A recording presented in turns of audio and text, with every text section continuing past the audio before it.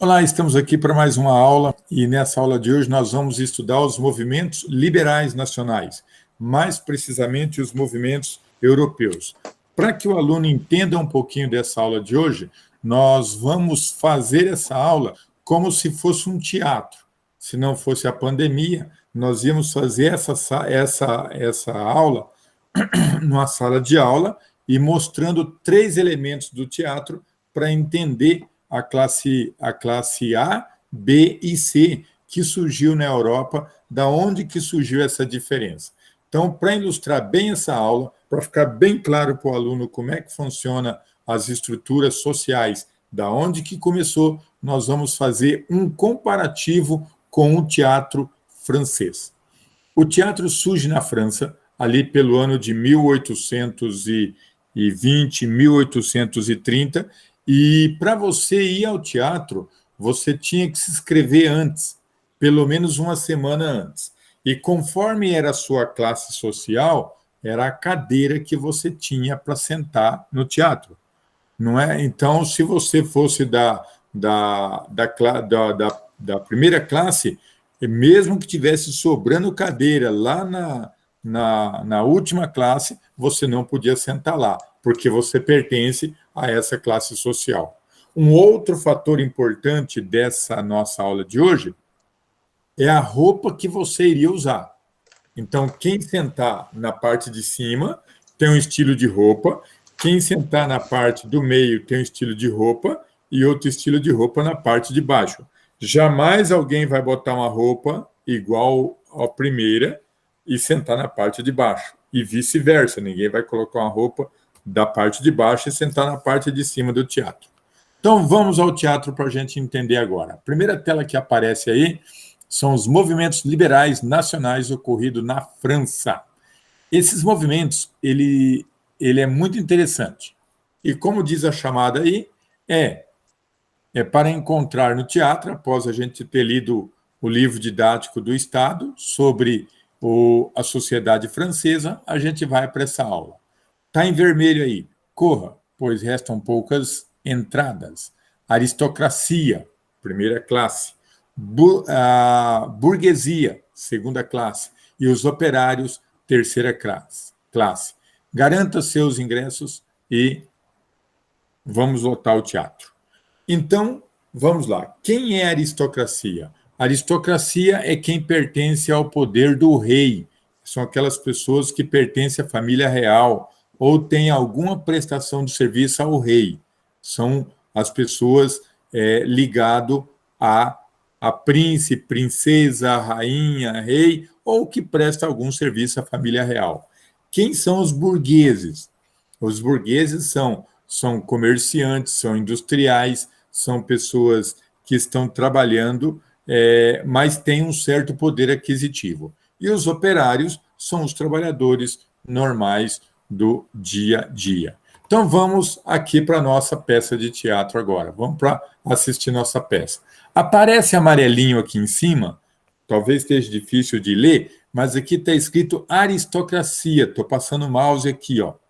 Está escrito aristocracia. Então, aqui é a classe A. A classe B está aqui, ó, burgueses. E aqui estão os operários. Cada 100 pessoas que estiverem nessa parte de baixo, a cada 100 pessoas aqui, vai ter mais ou menos 10 pessoas aqui na segunda classe, e na terceira classe, que é aqui da aristocracia, vai ser mais ou menos em torno de 4, 5 pessoas. 3, 4 pessoas aqui, 10 aqui e 100 aqui. Essa é a proporção, que é aquela famosa pirâmide social que existe. Então, outro detalhe, quem senta aqui em cima vê todo o teatro, vê todo o palco muito de perto, porque essa parte de cima ela é projetada para frente do teatro, ela fica praticamente em cima da segunda classe, e ela fica bem pertinho do palco. É uma visão muito bonita assistir o teatro daqui. Daqui tem uma visão privilegiada, e a visão menos privilegiada é aqui a dos operários, dentro desse processo que a gente tem. Ok, vamos então a essa apresentação desse teatro em 5 atos. O aluno que já foi ao teatro deve saber que o teatro tem ato. Então, termina um ato, fecha as cortinas, abre as cortinas, começa o outro ato. É mais ou menos como a novela. A novela, começa a novela, tem um capítulo, tem o comercial, volta o segundo capítulo, tem o comercial, volta o terceiro capítulo. Quem vai no teatro, o teatro costuma ter 3, 4, 5 atos. Nós vamos aqui estudar 5 atos hoje, ok? Vamos lá, então. Primeiro ato. O que o teatro vai apresentar no primeiro ato? Vai apresentar a Inglaterra, que faz algumas coligações, o povo inglês se une e vai derrotar Napoleão. Napoleão Bonaparte é derrotado na Europa. Napoleão invadiu toda a Europa, invadiu Itália, Espanha, Portugal, parte da França e parte, inclusive, da Inglaterra. Só que Napoleão queria derrotar a Inglaterra. E aí a Inglaterra fez algumas coligações e derrotou Napoleão. Derrotou Napoleão, aí no canto de baixo à esquerda, veio o Congresso de Viena, 1814, 1815. Dom João VI, para você que estuda história, Dom João VI estava no Brasil. Dom João VI volta para a Europa porque ele precisa recuperar as fronteiras de Portugal. Esse é o Congresso de Viena, que foi um congresso que ocorreu em Viena, na Áustria. E esse Congresso de Viena recuperou todo as divisas da Europa. Ainda no primeiro ato, a gente tem ali do lado direito, Napoleão, ele disseminou um monte de ideias dentro da Europa. Essas ideias de liberdade, igualdade, fraternidade, ele fortaleceu a burguesia, ele desenvolveu os movimentos intelectuais, ele acordou os operários, porque Napoleão ele foi muito conscientizador da classe operária, da classe trabalhadora, o que tinha que acontecer. Ainda no primeiro ato, a gente tem uma pergunta para responder.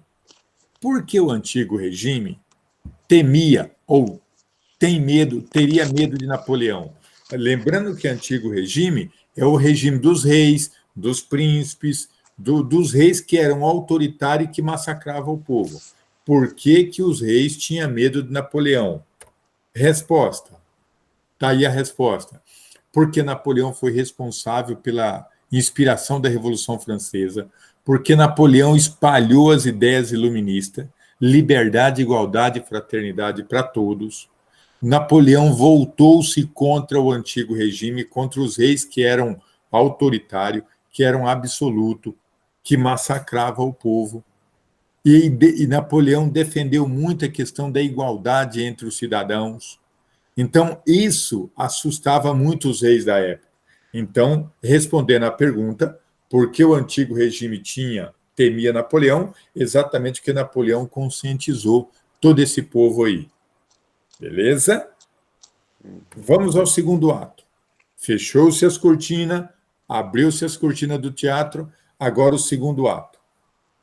No segundo ato, vai aparecer o liberalismo, agora com a questão da liberdade. O liberalismo agora, novos grupos sociais vão aparecer nesse segundo ato.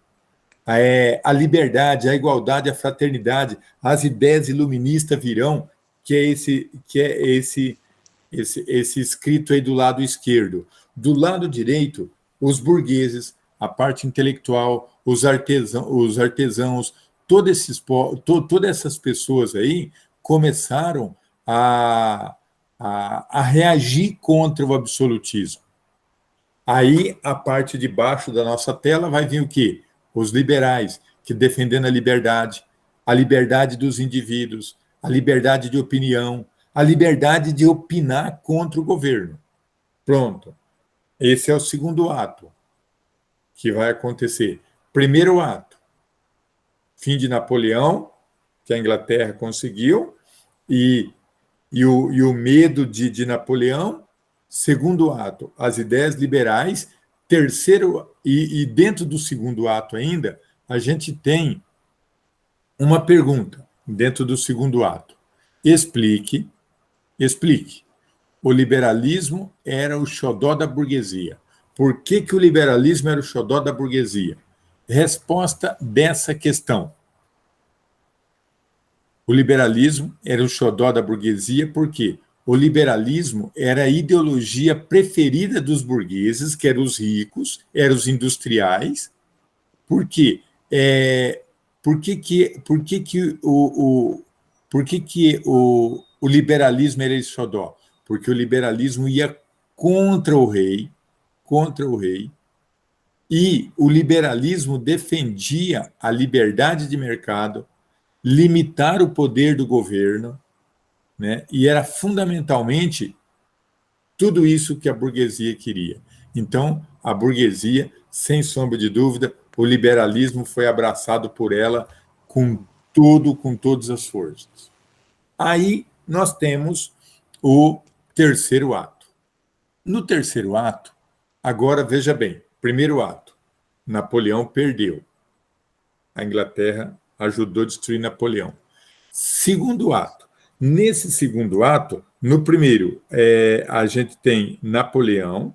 No segundo ato, só recordando, voltando lá no segundo ato. Segundo ato é a questão da liberdade. E agora o terceiro ato, a gente vai formar uma nação. Agora a gente precisa formar um Estado. Aí, os dois primeiros estados que vai ser formado nessa ideia é a Itália e a França e a Alemanha. A Itália, ela vai se unir e vai ter quem vai unir ela vai ser Giuseppe Garibaldi, que inclusive Giuseppe Garibaldi é um dos que vem aqui para o Brasil lutar na Revolução Farroupilha, que vai fazer a unidade, porque a Itália era dividida em 5 reinos. Esses 5 reinos se unem e formam o Estado da Itália para se tornar uma nação forte, contra a guerra, contra qualquer tipo de coisa.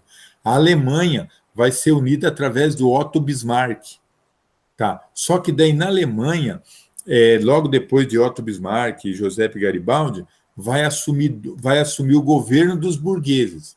Esse governo na Alemanha, Otto Bismarck, e na Itália é Benito Mussolini.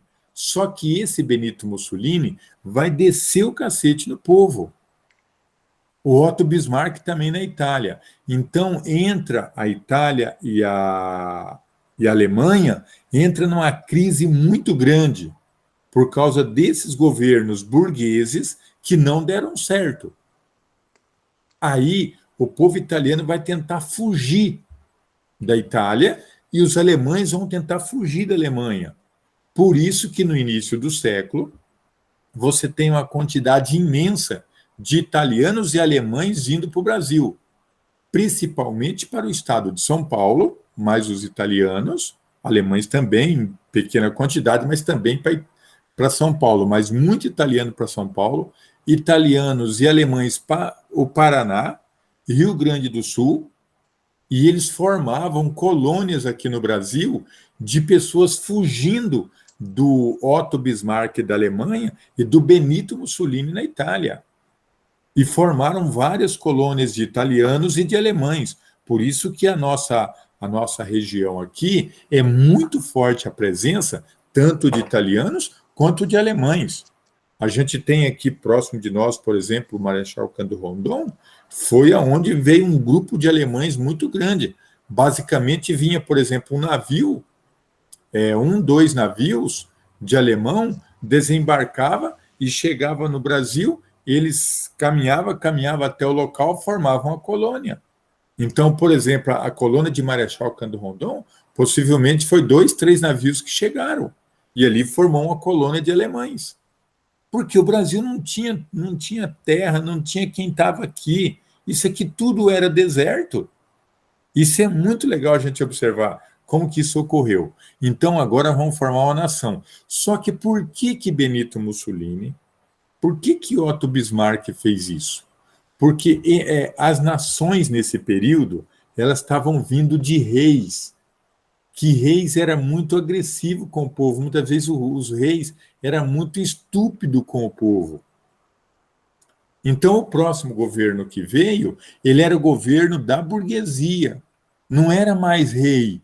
Mas o que eles aprenderam? Eles aprenderam a bater. É mais ou menos assim, só para a gente entender como é que funciona. Meu bisavô deve ter batido muito no meu avô. Muito. Meu avô bateu bastante no meu pai. Meu pai já bateu um pouco em mim. Eu vou bater menos ainda nos meus filhos e meus filhos baterão menos ainda nos meus netos. Então, sim, se a pessoa aprendeu a bater, ela vai bater. E Benito Mussolini e Otto Bismarck, a formação deles era onde? Era dos reis. Eles aprenderam o que? Aprenderam a bater no povo, para o povo não tinha essa ideia da democracia ainda. Essa ideia da participação popular não havia. Então, os povos se unificaram nesse terceiro ato. Pergunta do terceiro ato. Pergunta do terceiro ato.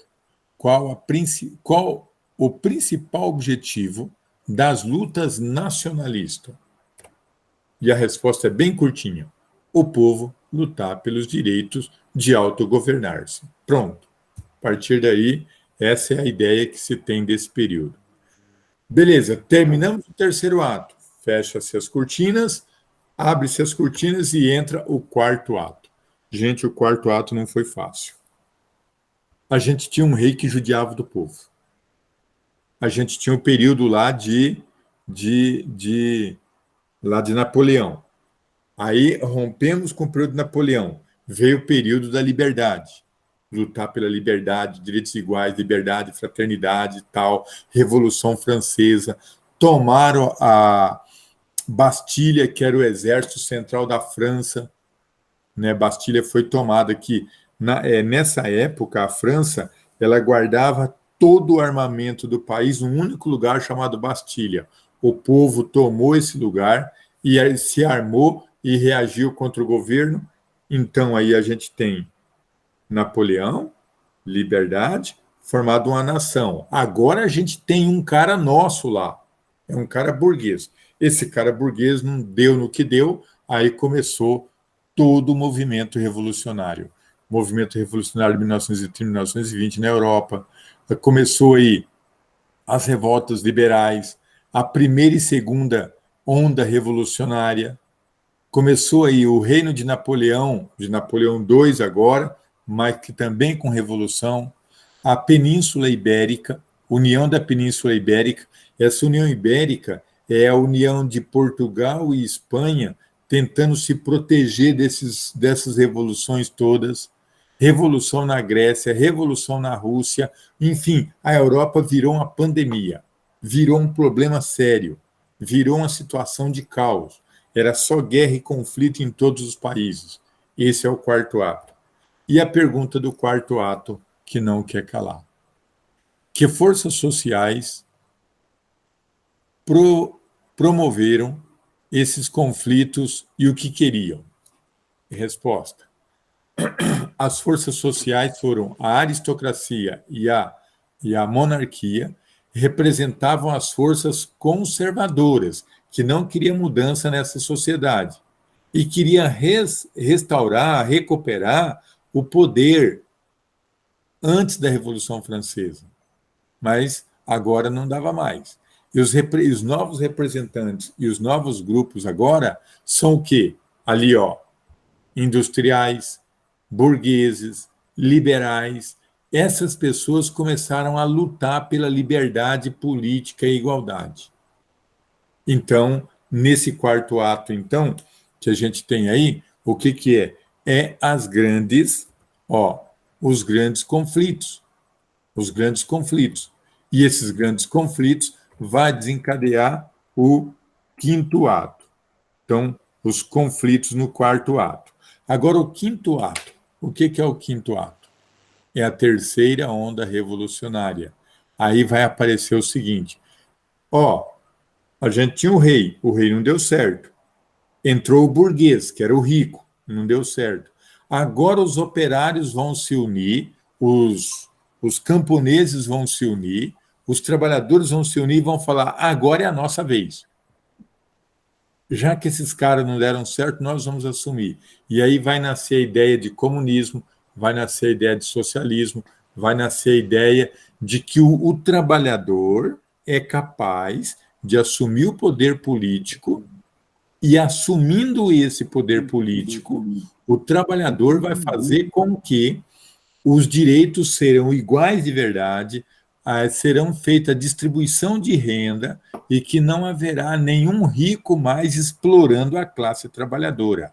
Esse é o quinto ato que vai sendo apresentado nesse teatro francês. Aí a gente tem a pergunta do quinto ato que não quer calar. Por que as revoltas populares acontecidas na Europa em 48 ficou conhecido como Primavera dos Povos? Por quê? Porque o governo, a monarquia constituída na Europa, principalmente na França, né, manifestaram, derrubaram o governo Luís Felipe, né, do seu trono, derrubaram o rei da França, né, e o novo governo, que a maioria burguesa, reprimiu os operários. E os trabalhadores, influenciados pelas ideias socialista e anarquista de Karl Marx e de Karl Marx e de Engels, formaram ali o movimento socialista para poder conseguir o poder. Então, vamos lá. Definindo o enigma agora para terminar a nossa aula. Esse aqui era o cartaz de que indica esses movimentos revolucionários. Esse é o cartaz. Vamos lá tentar definir o que esse cartaz é. Representa o rico ou o burguês? Essa imagem. Essa aqui representa o rico ou o burguês? Essa imagem aqui dessa criança, inclusive com duas armas na mão. Isso aqui, que imagem é essa? Essa imagem, o que representa? Agora vamos à resposta. Aqui está o quadro todo, agora vamos à resposta. Isso aqui representa a figura do operário, do proletário, que vai lutar pela sua liberdade, igualdade e fraternidade. Junto com ele está o burguês, que está lutando também pela liberdade, igualdade e fraternidade. E aqui tem o jovem, que representa o jovem lutando contra as injustiças. E como imagem aí também, o que significa isso? São os pedaços de madeira que representam as barricadas, né, dos conflitos que eles fizeram, as barricadas que eles fizeram do conflito.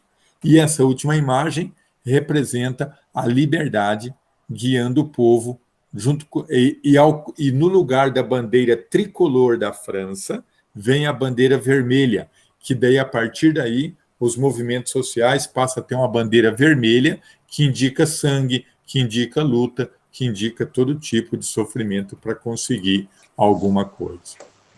Foi essa aqui, então, a aula que nós tivemos sobre os movimentos sociais na Europa, para que a gente compreenda um pouquinho o contexto filosófico que virá logo depois.